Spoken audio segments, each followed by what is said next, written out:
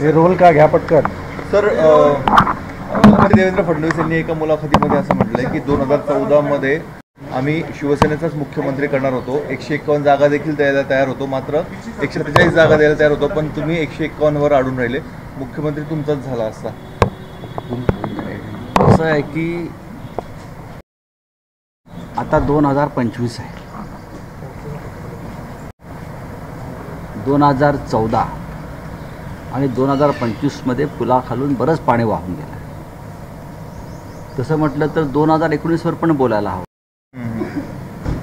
2019ला काय झालं?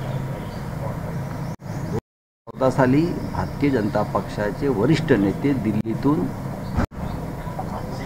त्यांचा कार्यक्रम घेऊन आले होते युती तोडायची. हे त्यांचं ठरलं होतं. युती चर्चेचं फक्त गुऱ्हाळ सुरू होतं. माननीय बाळासाहेब ठाकरे नव्हते, हयात नव्हते. याचा फायदा घ्यावा, पहा आम्ही काय म्हणतोय ते. आणि या निमित्तानं शिवसेनेला आपण संपवावं ही त्यांचं एक धोरण होतं, योजना होती. जरी हिंदुत्ववादी वगैरे हे लोक असले दाखवत होते, तरी शिवसेना संपवण्याचं फरमान घेऊन त्यांचे वरिष्ठ नेते दिल्लीतून इथे आले. चर्चेचे गुऱ्हाळ घालत बसले. शेवटपर्यंत 147, 151 हा आकडा सोडून दिला. पण भारतीय जनता पक्षाला जेव्हा पोस्टर लावायला महाराष्ट्रात माणसं नव्हती, तेव्हा गावागावामध्ये या भारतीय जनता पक्षाला आम्ही खांद्यावर घेऊन फिरवलं, हिंदुत्ववादी म्हणून मिरवलं. पार्ल्याच्या पोटनिवडणुकीनंतर, शिवसेनेच्या विजयानंतर भारतीय जनता पक्षाला साक्षात्कार झाला.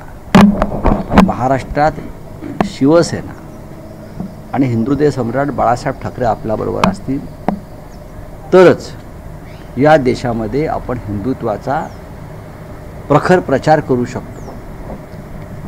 आणि म्हणून ते शिवसेनेच्या जवळ आले. हिंदुत्व सम्राट महान हृदयाचे नेते होते. त्यांनी सांगितलं की मतांची विभागणी नको, हिंदुत्वाच्या नावावरती आपण एकत्र काम केलं पाहिजे. बाबरी प्रकरणानंतर म्हणजे अयोध्येच्या राम मंदिराच्या आंदोलनानंतर आम्ही संपूर्ण देशामध्ये निवडणुका लढणार होतो. हिंदुत्व सम्राट शिवसेना प्रमुखाच्या नावाची एक लाट निर्माण झाली होती. शिवसेनेच्या नावाचे एक तुफान निर्माण झालं होतं. आणि आम्ही उत्तर प्रदेश, राजस्थान, मध्य प्रदेश, गुजरात अशा हिंदी भाषिक पट्ट्यामध्ये 60 ते 65 जागा लढायचं आमचं नक्की होतं. आणि आम्हाला खात्री होती तेव्हा आमच्या किमान 40 जागा निवडून आल्या असत्या या लाटेमध्ये लोकसभेला. आणि आमची तयारी सुरू असतानाच हे जेव्हा आम्ही जाहीर केलं तेव्हा भारतीय जनता पक्षाचे धाबे दणाणले. अटलजींचा फोन आला बाळासाहेबांना आणि अटलजींनी बाळासाहेबांना सांगितलं की बाळासाहेब, आप चुनाव लड़ रहे हो पूरे देश में और उससे भारतीय जनता पार्टी को नुकसान हो सकता है, हिंदुत्व के वोट बिखर जाएंगे और बीजेपी हार जाएगी, कांग्रेस को फ़ायदा होगा. तो मैं आपसे विनंती करता हूं कि आप कृपया आपके उम्मीदवार पीछे. मी परत म्हणतो, बाळासाहेब महान हृदयाचे माणूस होते. त्यांनी परत आम्हाला सांगितलं की आपण निवडणुका ज्या राज्याबाहेर लढतो आहोत, उमेदवार मागे घ्या. अटलजींचा फोन होता. त्यांचं असं म्हणणं आहे, आपण त्यांचा सन्मान राखला. ते राष्ट्रीय स्तरावरती आम्हीच होतो, पण आम्ही यात त्याग केला प्रत्येक वेळेला. पण 2014 साली एका जागेवर 72 तास चर्चा चालली. मी होतो त्याच्यामध्ये. ओम माथुर तेव्हा त्यांचे प्रभारी होते. आणि आम्ही हा सगळा कार्यक्रम आणि हा सगळा खेळ पाहत होतो. पण मी एक नक्कीच सांगेन की देवेंद्र फडणवीस हे कोणत्याही परिस्थितीमध्ये शिवसेना भाजपची युती तुटू नये या मताचे होते.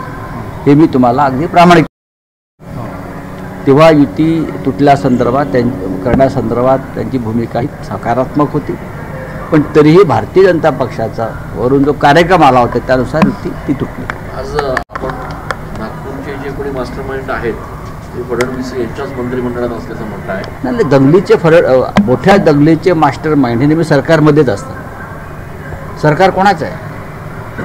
तुम्ही जेव्हा देशद्रोहाचे गुन्हे दाखल करताय आणि काही लोकांवरच्या घरांवरती बुलडोजर फिरवताय, त्याने भडकाऊ वक्तव्य केली किंवा त्यांच्यावर दंगल भडकली, पण दंगलीची ठिणगी ज्यांनी टाकली ते तुमच्या मंत्रिमंडळामध्ये आहेत ना.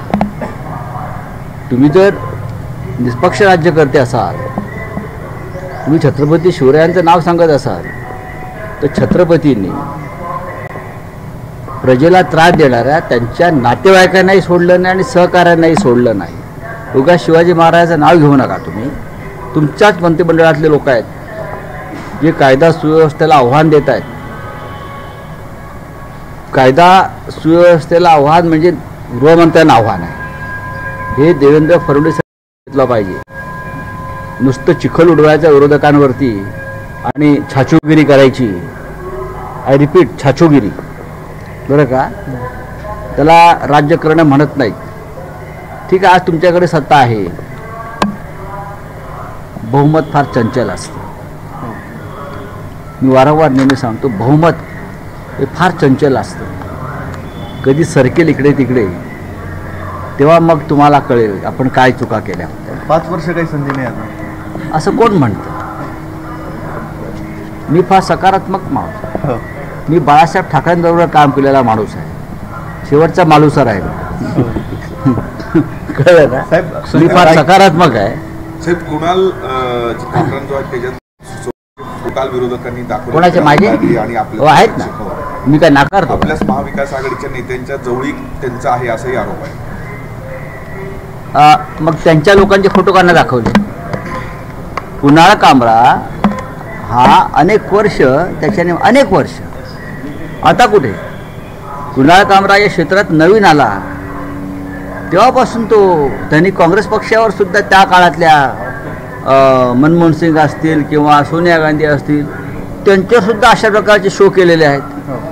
आणि त्यांच्या शो ना तो जे काल हॅबिटेट नावाचं जो हे आहे ते काल तोडलं, बरं का?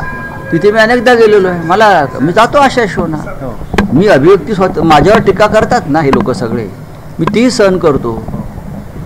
काल त्यांचा तो स्टुडिओ किंवा त्यांचं ते एक व्यासपीठ तोडलं, अनधिकृत वगैरे दाखवून. इतक्या वर्षानं तुम्हाला तुमच्यावर टीका केल्यावर साक्षात्कार झाला का?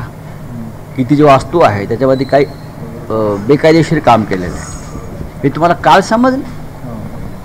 तरुण कलाकारांचं एक व्यासपीठ तुम्ही तोडलं. लक्षात घ्या, तुम्ही कुणाल कामरावरती कायदेशीर कारवाई करू शकत होता, काहीच हरकत नव्हती करायला. पण यालाच औरंगजेबाची वृत्ती म्हणतात. औरंगजेबानं मंदिरं तोडली, तुम्ही लोकशाहीचं मंदिर तोडलं काल. आणि जर तुम्हाला अनधिकृत बांधकामात तोडायचे असतील तर बुलडोझर मलबार हिलला फिरवा. सर्व मंत्र्यांच्या बंगल्यामध्ये 100% बेकायदेशीर कामं, एक्सटेन्शनची कामं झालेली आहेत. आणि महापालिकेच्या परवानग्या न घेता अगदी वर्षा बंगल्यापासून महापालिकेने निरीक्षण करावं.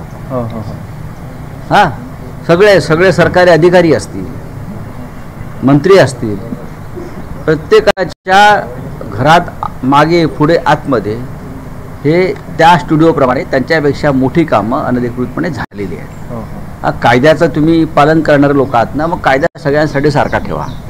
कुणाल कामरा म्हटलेला आहे की मी काही चुकीचं केलेलं नाही, त्यामुळे मी माफी मागणार नाही. काहीच चुकीचं केलेलं नाही. रिक्षावाल्याला रिक्षावाला म्हणणं, गद्दाराला गद्दार म्हणणं, चोराला चोर म्हणणं, लफंग्याला लफंगा म्हणणं, हा काय देशद्रोह असतो का? असतो का? नाही ना. आपण औरंगजेबाला तेच म्हणतो ना. आपण छत्रपती शिवाजी महाराजांबरोबर ज्यांनी बेईमानी केली त्यांना आपण बेईमानच म्हणतो ना. काय नवीन तुम्ही शब्दकोश निर्माण केला असेल महाराष्ट्रात ह्या लोकांनी, तर तो नवीन शब्दकोश समोर आणावा. शब्द रत्नाकर नवीन त्यांनी निर्माण केला असेल तर तो शब्द रत्नाकर प्रसिद्ध करावा. करावा ना, आम्ही तो स्वीकारू. रायगडावरची वाघ्याचा आम्ही संविधान बघा, मी त्याला ओळखतो, त्याच्याने माझा DNA सारखा आहे. जे लढणारे लोक आहेत, माझंही तेच म्हणणं आहे, कायदेशीर कारवाई केली पाहिजे तुम्ही. जर कुणाल कामरा हा चुकलाय, त्यांनी काहीतरी वेगळी भूमिका मांडली आहे जी कायद्याच्या चौकटीत बसत नाही, त्याच्यावर तुम्ही कायद्यानं कारवाई करा, त्याला अटक करा. तुम्ही त्याला अटकही करू शकता, तो कायदेशीर लढाई लढेल.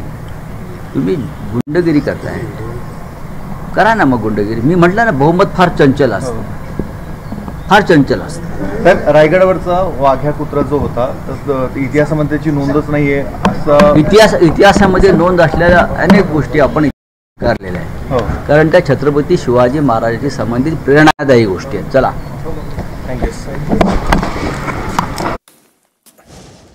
तरुणांचं व्यासपीठ तोडलं.